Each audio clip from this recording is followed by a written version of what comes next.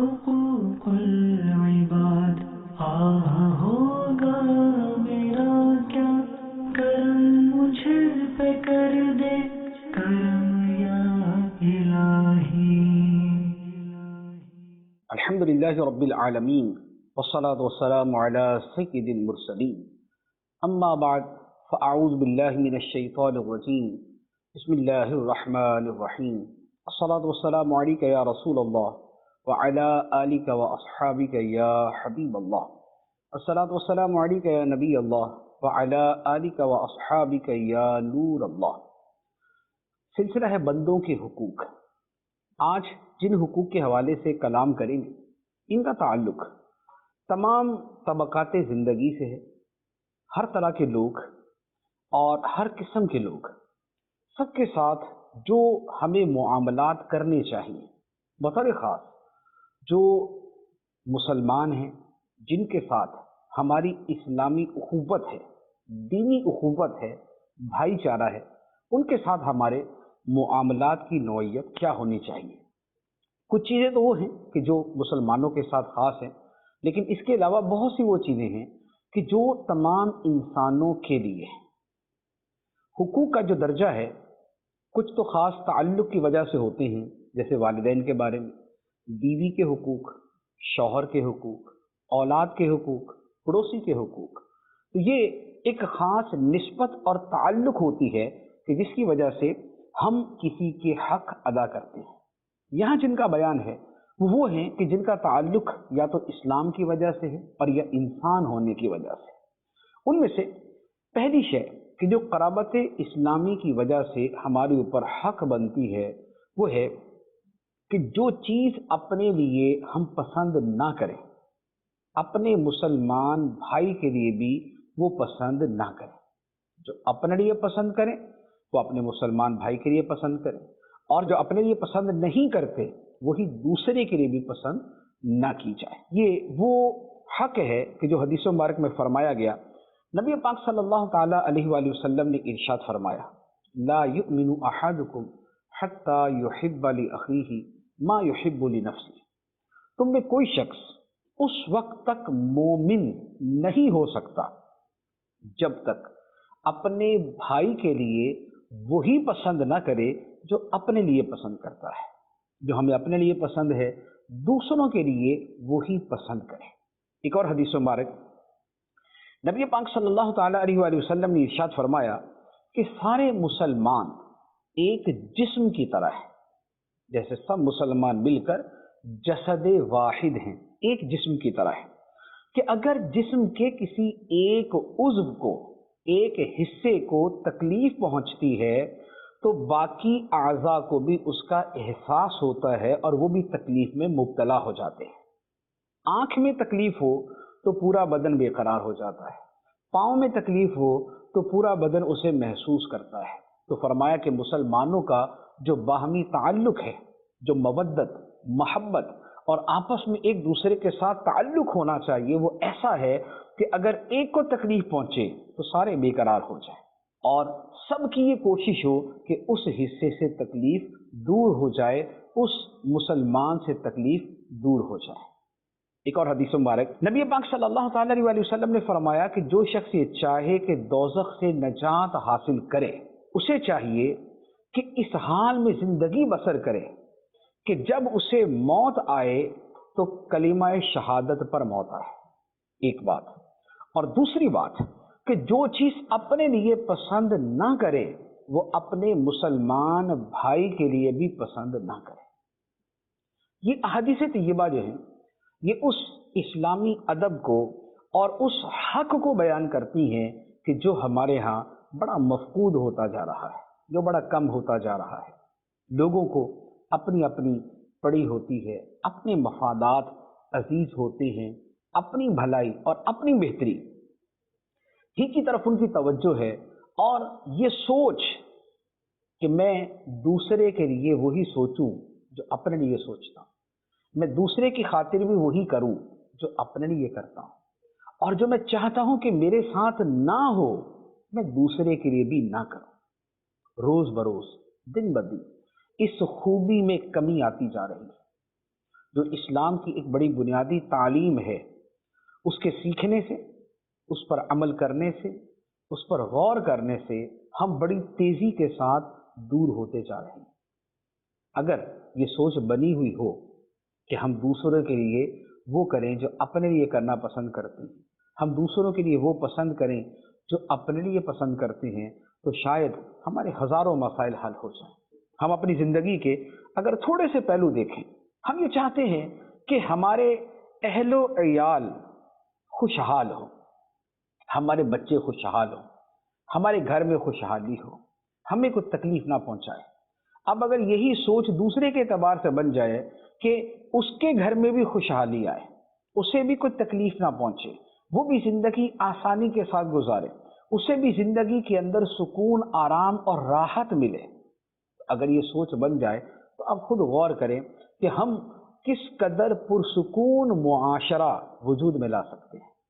لہذا یہ پہلا حق جو ہے یہ بڑا اہم ہے کہ دوسروں کے لیے وہی پسند کریں جو اپنے لیے پسند کرتے ہیں۔ نبی پاک صلی اللہ تعالیٰ علیہ وسلم نے اس شے کو کیا قرار دیا؟ فرمایا کہ تم میں سے کوئی مومن نہیں ہو سکتا جب تک اپنے بھائی کے لیے وہ پسند نہ کرے جو اپنے لیے پسند کرتا ہے۔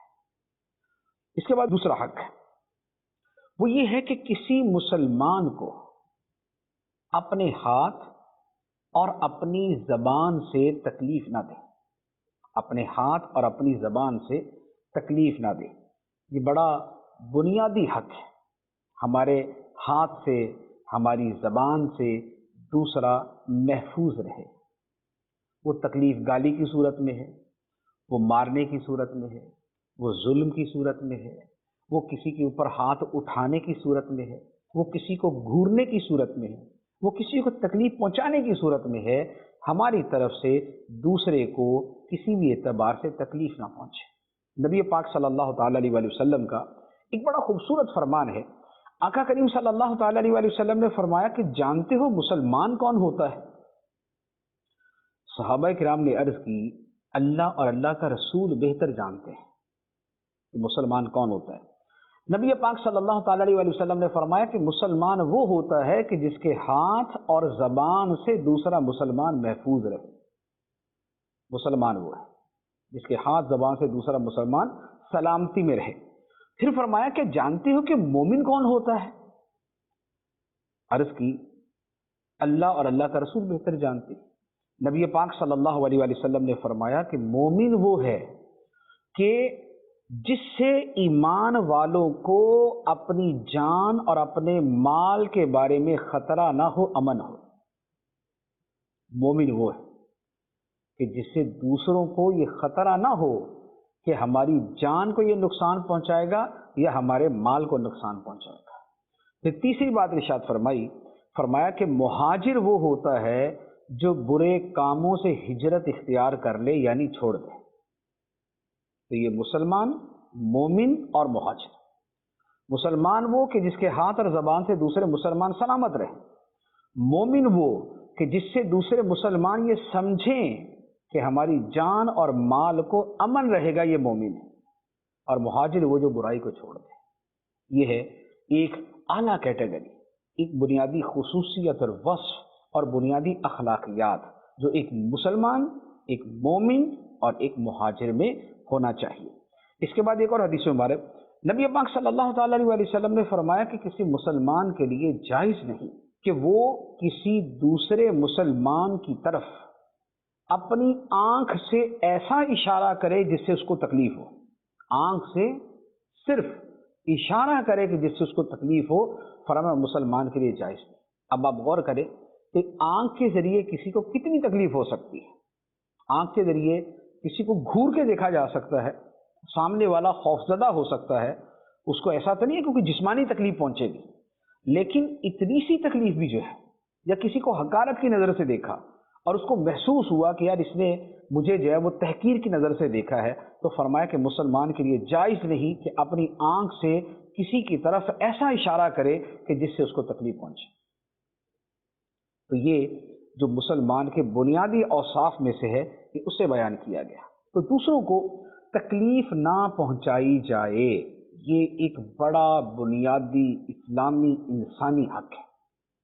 کسی کو تکلیف نہ پہنچائی جائے. بلکہ یہ جو تکلیف نہ پہنچانے کا معاملہ ہے یہ تو اتنا اہم ہے کہ انسان تو انسان جانوروں تک کو بلا وجہ تکلیف پہنچانا جائز نہیں ہے.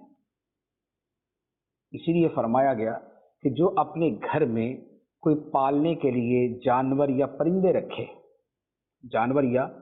رکھے تو فرمایا کہ وہ ان کے کھانے دانے اور پانی کا بہت زیادہ خیال کرے. حتیٰ کہ علماء فرماتے ہیں کہ ان کے سامنے 70 مرتبہ دانہ پیش کرے.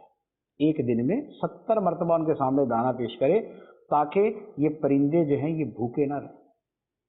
ان کے سامنے پانی پیش کرے تاکہ وہ پیاسے نہ رہیں. یہ ہے جانور کا حق.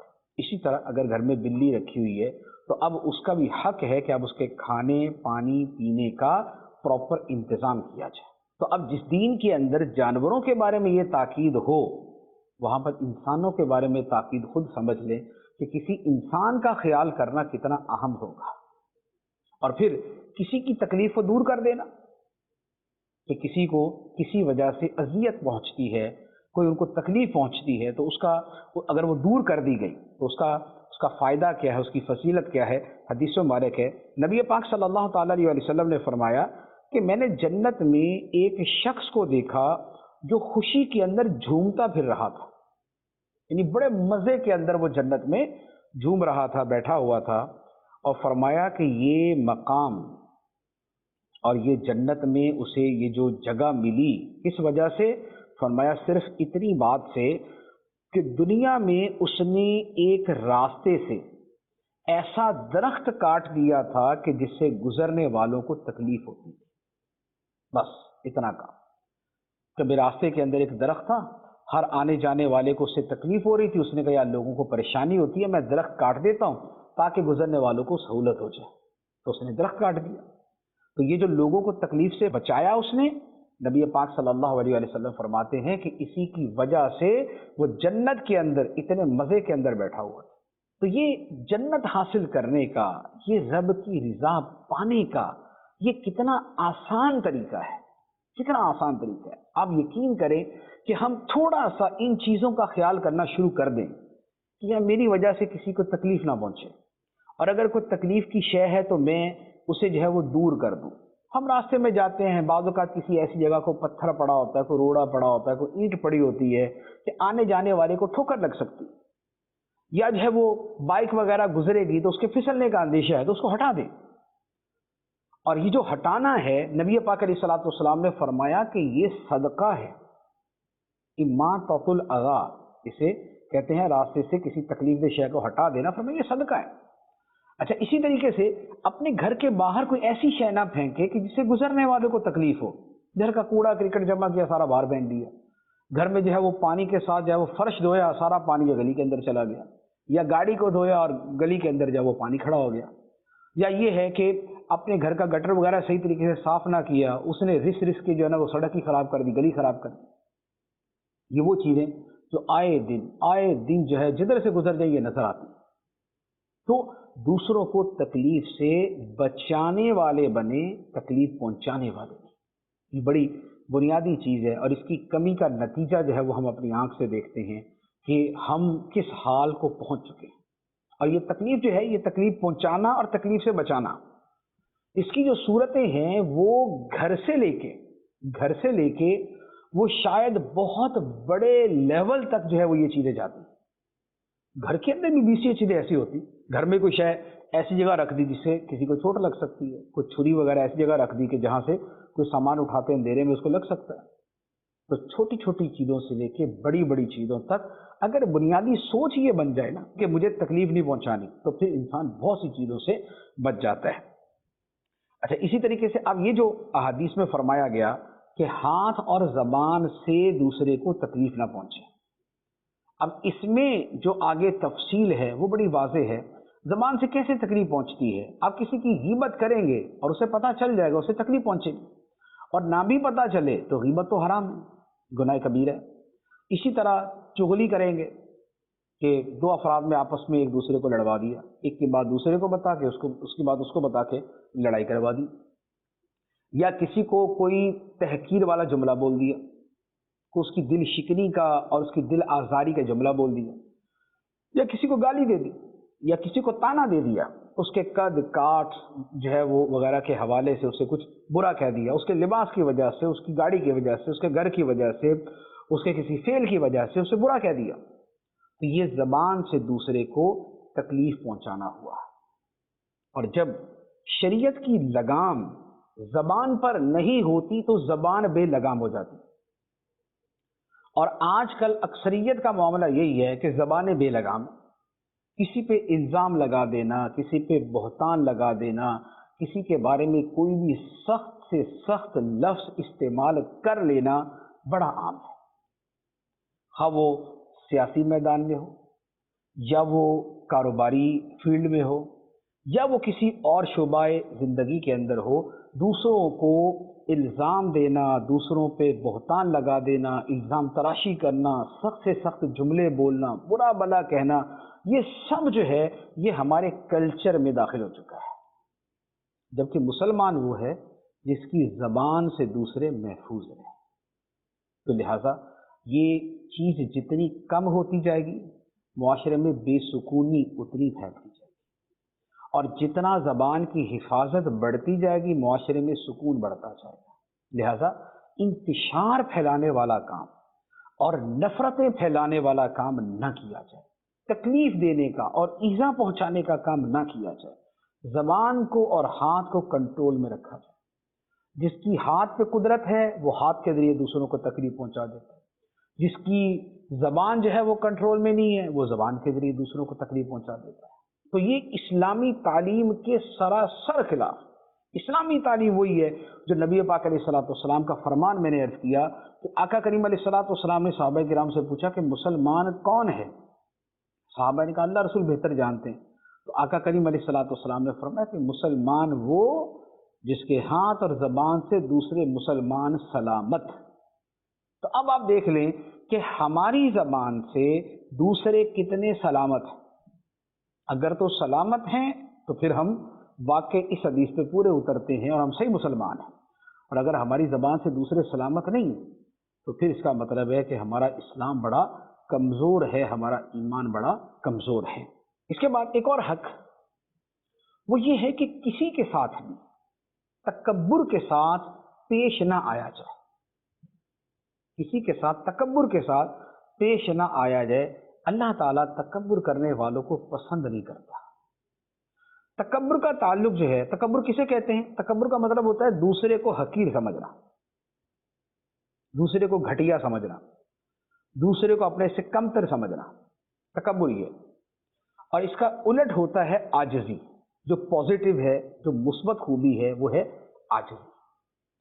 تو تکبر سے پیش نہ آیا جائے، تکبر سے پیش نہ آئیں، یہ ایک حق ہے جو ہر بندے کا ہے، ہر مسلمان کا ہے۔ اور نبی پاک صلی اللہ تعالی علیہ وسلم کی سنت مبارکہ کیا ہے؟ عاجزی۔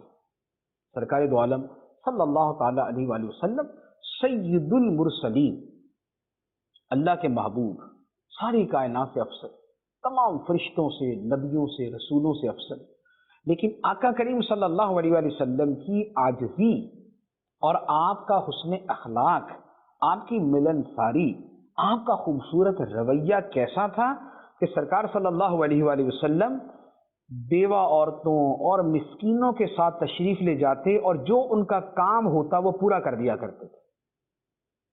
بیواؤں کے ساتھ، مسکینوں کے ساتھ شفقت کا سلوک۔ پھر آقا کریم علیہ الصلوۃ والسلام کا رویہ اور باقی امور کے اندر کہ عاجزی پسند فرماتے تھے۔ آپ کے رویے سے دوسرے کو غلط فیلنگ نہیں ہوتی تھی۔ آپ کی نبوت کا روب جو ہے وہ اول نظر کے اندر دوسرے کو متاثر کرتا تھا، وہ ایک شان ہے، لیکن اس رویے کے اندر ایک بڑائی کا احساس دوسرے کے سامنے آپ نہیں پیش کیا کرتے تھے۔ تو اب کیا ہے؟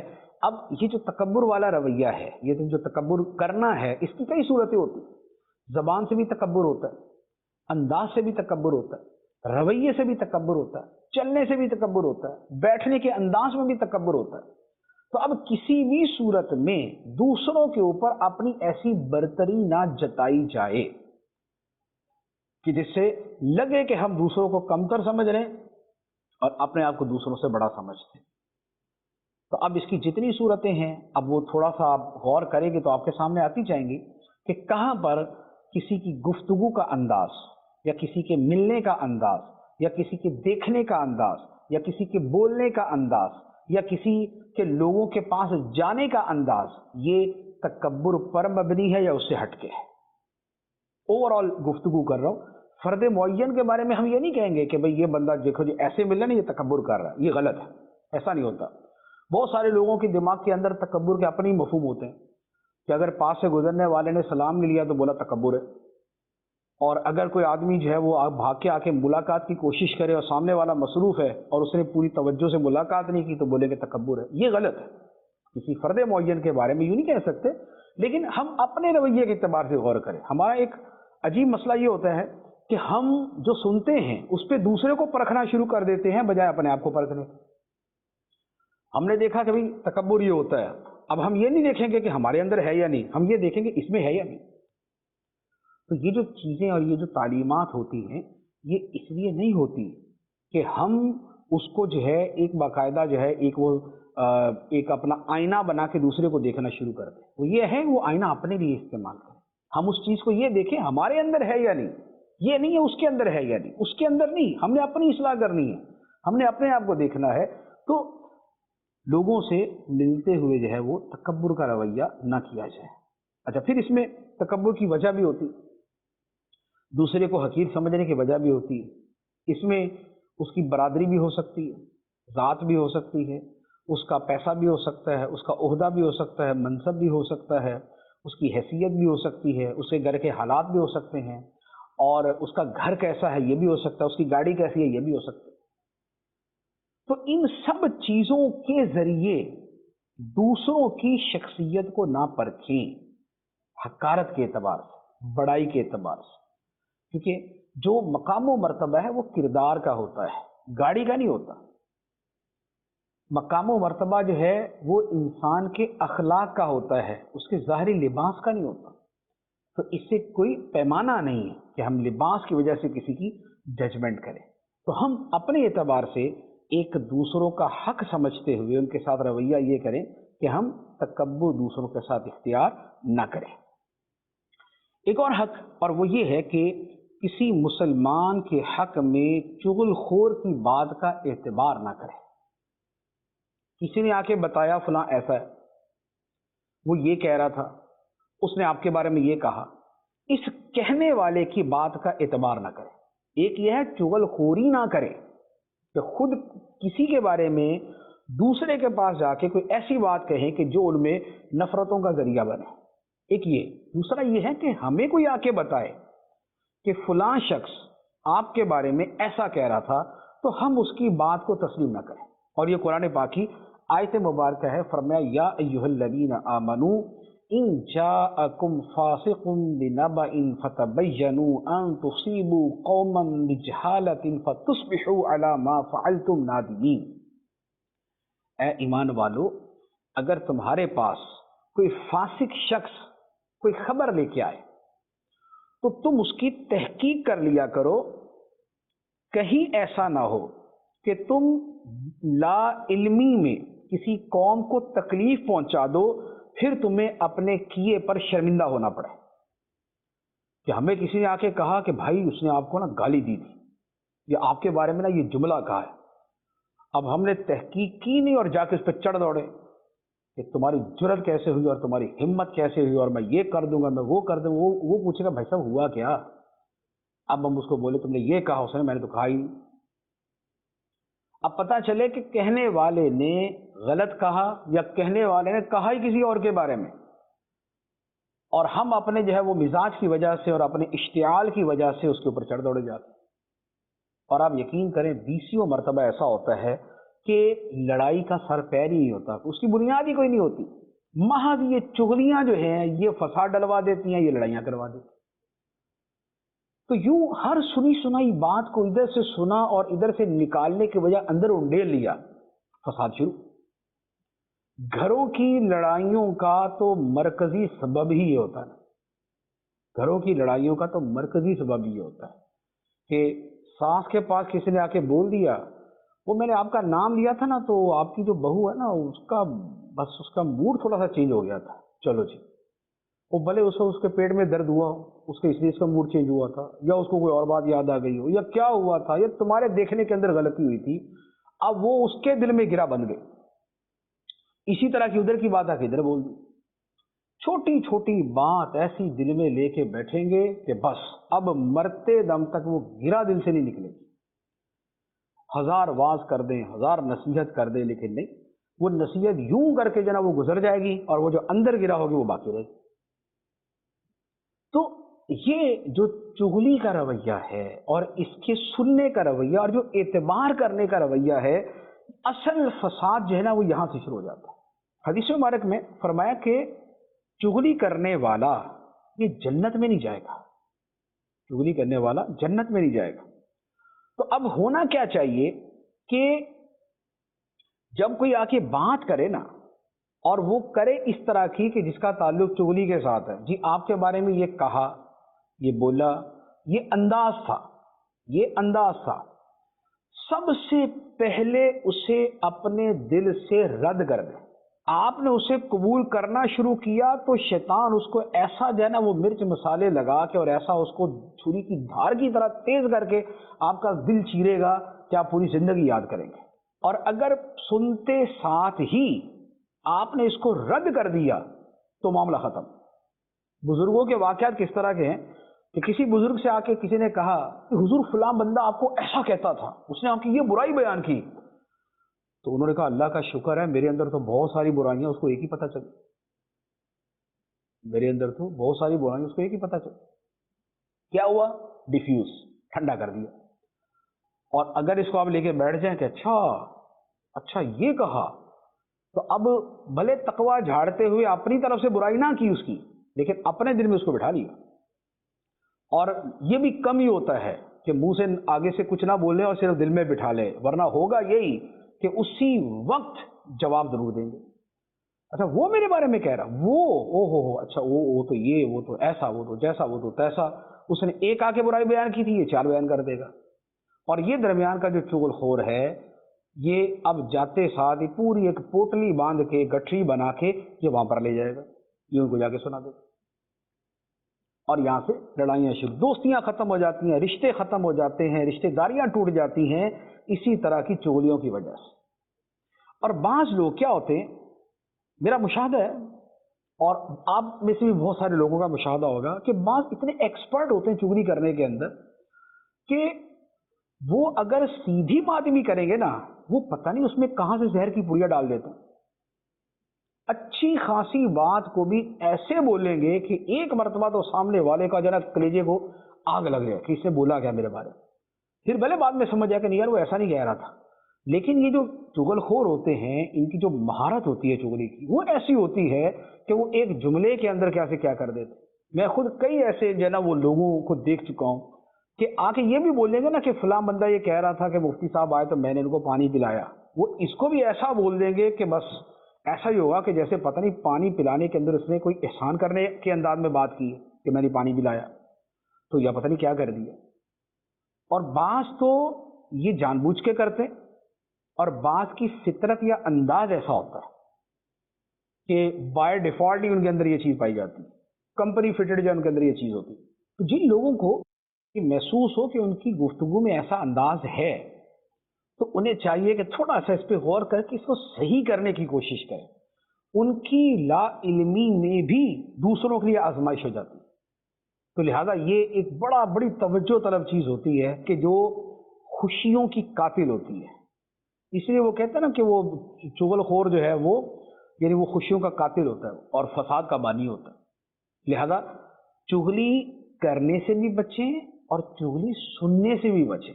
और अगर कोई चुगली आके करे तो उसकी बात के ऊपर एतबार ना करें और अपने दिल से उसको मुस्तरद कर दें। शेख सादी रहमतुल्लाह अलैह ने एक वाकया लिखा है कि किसी बुजुर्ग के पास आके किसी ने चुगली की कि जी फलां शख्स ने आपके बारे में ये जुमला कहा।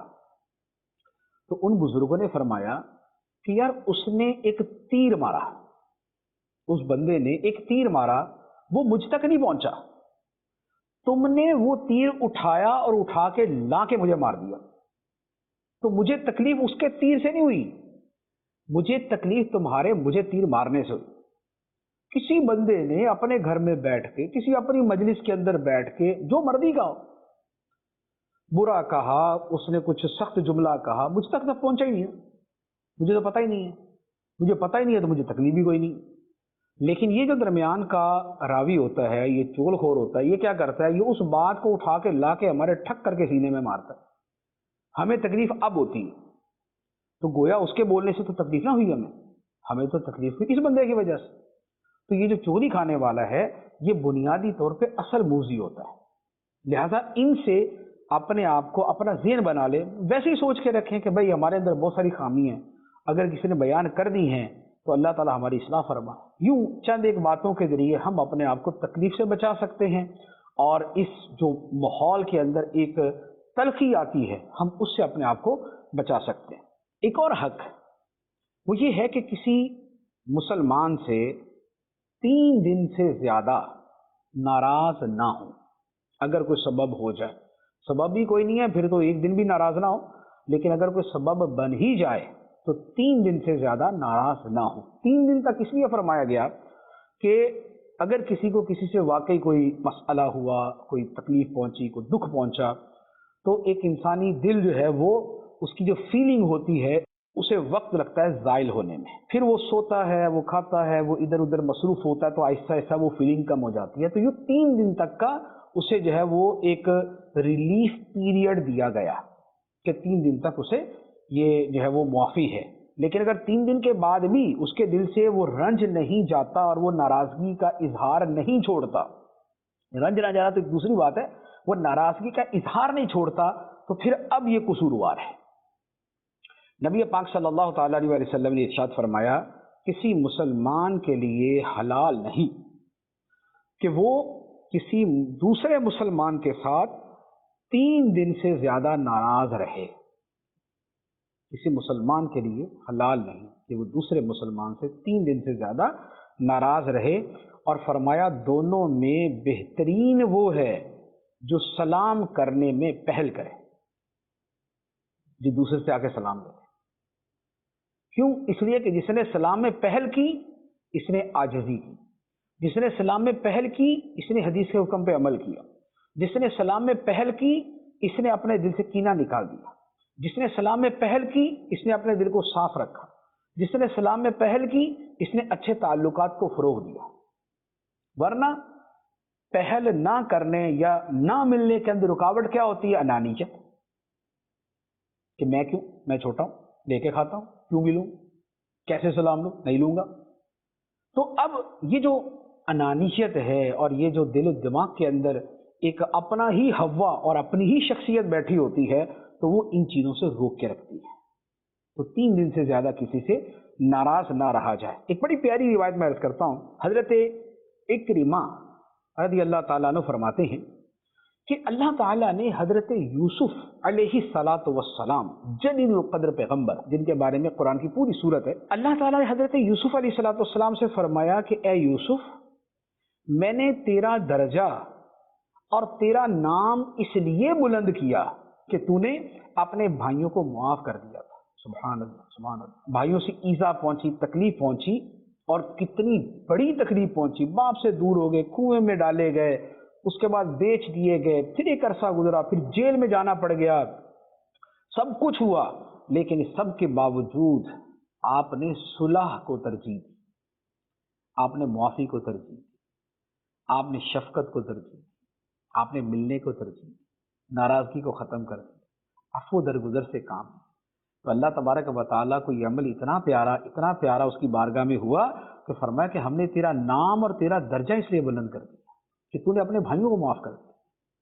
تو یہ ہے ناراضگیاں ختم کر کے جو رضامندی اور اچھے تعلقات ہیں ان کو پروان چڑھانا چاہیے۔ ایک اور حدیث مبارک ہے، فرمایا کہ اگر تو اپنے بھائی کی غلطی اور خطا کو معاف کر دے گا تو تیری عزت و بزرگی میں ہی اضافہ ہوگا۔ اور ایک حدیث میں فرمایا کہ معاف کرنے سے عزت کم نہیں ہوتی، صدقہ دینے سے مال کم نہیں ہوتا، معاف کرنے سے عزت کم نہیں ہوتی۔ تو یہ ایک بڑی بنیادی سی چیز ہوتی ہے. ہمارے ہاں ایک عجیب سا معاملہ ہے کہ ایک تو یہ ہے کہ ویسی اخلاقی تربیت کی کمی ہماری، پھر اس کے بعد یہ ہے کہ ہم کچھ اپنی اصلاح کے حوالے سے اتنا سوچتے نہیں. چھوٹی چھوٹی باتوں پہ اتنی لمبی ناراضگی ہوتی ہے، اتنی دور تک کی ناراضگی ہوتی ہے کہ حیرت ہوتی ہے. بعض اوقات 40 سال کا ساتھ، 40 سال کی دوستی کوئی ایک جملے کی وجہ سے ختم. حالانکہ وہ جملہ ایسا ہوتا ہے کہ اگر اس کو تھوڑا سا بندہ اگنور کر دے تو کر سکتا ہے، لیکن نہیں، بس وہ ایسا ایک جملہ کینچی ثابت ہوتا ہے کہ وہ ہمارے اس تعلقات کی رسی کو کاٹ دیتا ہے. رشتہ داریاں ٹوٹ جاتی ہیں. رشتہ داریوں کے اندر کسی موقع کے اوپر کوئی چھوٹی موٹی بات ہوگی، کسی فنکشن کے اندر کسی کو کرسی نہیں دی تو کسی کو کھانا نہیں دیا، تو کسی کے آگے جائے ذرا زیادہ جھک کے ملے نہیں، کسی کو ویلکم نہیں کہا، تو بس بھائی صاحب ناراض. اور خاص طور پہ یہ داماد اور بہنوئیوں کا جو مسئلہ ہوتا ہے، یہ تو میرے خیال میں ویسے کوئی دنیا بھر کا مسئلہ ہے کہ ہر جگہ پہ آگے آگے رکھنا، سب کچھ کرنا. عزت جو ہے وہ دینی چاہیے، جیسا رشتہ ہے اس کے مطابق عزت دینی چاہیے، لیکن بالفرض اگر تو آپ کی توقع کے مطابق عزت نہیں ملی، اور یا یہ ہے کہ اگر مصروفیت کی وجہ سے تھوڑی سی عدم توجہی ہو گئی، تو اب اس سے زندگی بھر کی دوری اور نہ ملنا اور نہ آنا اور یہ اور وہ اس کا ذریعہ نہ بنا. تو ہم تھوڑا سا اپنی ان چیزوں کو غور کریں کہ ہماری کتنی دوستیاں اور ہماری کتنی رشتہ داریاں چھوٹی چھوٹی چیزوں کی وجہ سے ختم ہو جاتی ہیں. سگے بھائی ایک دوسرے سے دور، سگی بہنیں ملنا جلنا ختم، اور جملہ تو یہ فرمائیں گے کہ جینا مرنا ختم. یہ موت میت پہ بھی نہیں آئیں گے، شادی پہ بھی نہیں آئیں گے. کیوں؟ کوئی ہوگی بات. تو یہ تھوڑا سا ان چیزوں پہ غور کریں. ہم اپنی زندگی میں تلخیاں خود گھولتے ہیں. آپ یقین کریں، دوسرا ہماری زندگی کو تلخ کرے یہ 10% کر سکتا ہے. 90% جو ہماری زندگی کی تلخیاں ہیں وہ ہماری اپنی وجہ سے ہوتی ہیں. ہم خود یہ موقع دیتے ہیں، ہم خود اس چیز کو لے کے بیٹھے رہتے ہیں. کسی کے جملے نے جو ہمیں تکلیف دی ہوتی ہے وہ کسی ایک وقت میں دی ہوتی ہے، لیکن ہم اسے ہر ہفتے دوبارہ یاد کر کے اپنے اندر کو چھلی کرتے ہیں. کسی نے کوئی بات کہی تھی یا کسی کا کوئی رویہ ہمارے ساتھ برا ہوا تھا، ہم اس کی ہفتہ واری یادگاری میٹنگ کریں گے. اب ہفتہ واری یادگاری جب اس کا جلسہ کریں گے اور اس میں دوبارہ وہی کہانی دہرائیں گے تو کیا ہوگا کہ پھر وہ اپنے آپ کو دوبارہ زخم تازہ کریں گے. ہم زخم کو صحیح ہونے ہی نہیں دیتے، ہم اسے کھرچتے رہتے ہیں، کھرچ کے تازہ کرتے رہتے ہیں کہ کہیں یہ زخم ختم ہی نہ ہو جائے. ورنہ جس شے کو آپ اگنور کر دیں، دنیا کی بڑی سے بڑی شے ہو، چند دنوں کے اندر فراموش ہو جاتی ہے، چند دنوں میں. تو ہماری زندگی کی تکلیفیں، تلخیاں بہت ساری، خاص طور جن کا تعلق تعلقات کے ساتھ ہے، ریلیشنز کے ساتھ ہے، دوسروں کے ساتھ ملنے ملانے کے ساتھ ہے، اس میں ہماری غلطی شامل ہوتی ہے. کاروبار جو ہے لوگوں کے جدا ہو جاتے ہیں، کاروبار ٹوٹ جاتے ہیں، اور ایک دوسرے سے رشتے ٹوٹ جاتے ہیں، حتیٰ کہ میاں بیوی کے تعلقات اس وجہ سے ٹوٹ جاتے ہیں. وہاں پر بھی کوئی بہت بڑا کچھ نہیں ہوا ہوتا. بہت سارے طلاق کے معاملات آج تک تو میں نے یہی دیکھے ہیں کہ کم ایسا ہوگا کہ جہاں پر ایک پورا پیچھے ایک پوری زندگی کی کہانی ہو کہ بیوی نے یوں کیا یوں کیا یوں کیا، یہ شوہر نے یوں کیا یوں کیا یوں کیا، ایک لمبی کہانی ہو. تو 20 مرتبہ بلکہ سینکڑوں مرتبہ میں نے دیکھا ہے کہ کوئی ایک چھوٹی سی بات ہوئی اور شوہر نے ٹھک کر کے طلاق دی، رشتہ ختم. زندگی بھر کا جو نبھا تھا وہ ختم ہو گیا، بچے رل گئے، خود پریشان ہو گئے، زندگی برباد ہو گئی. کیوں؟ اس لیے کہ یہ جو تھوڑا سا تعلقات بنانے کا طریقہ آنا چاہیے تھا وہ نہیں آیا. لہذا اگر اس چیز کو ہم تھوڑا سا ریئلائز کر لیں، اسے تھوڑا سا انڈرسٹینڈ کر لیں کہ ہمیں تعلقات توڑنے کا ماہر نہیں ہونا چاہیے، تعلقات جوڑنے کا ماہر ہونا چاہیے. تعلقات ختم کرنے کا ماہر نہیں ہونا چاہیے، تعلقات بنانا آنا چاہیے. اگر ہم یہ سیکھ لیں تو ہماری زندگی میں بہت سی آسانیاں، راحتیں اور سکون آ سکتا ہے. اللہ تبارک و تعالی ہمیں عمل کی توفیق عطا فرمائے. آمین بجاہ النبی الامین صلی اللہ علیہ وسلم. حقوق العباد ہوگا میرا کیا کرم مجھ پہ کر دے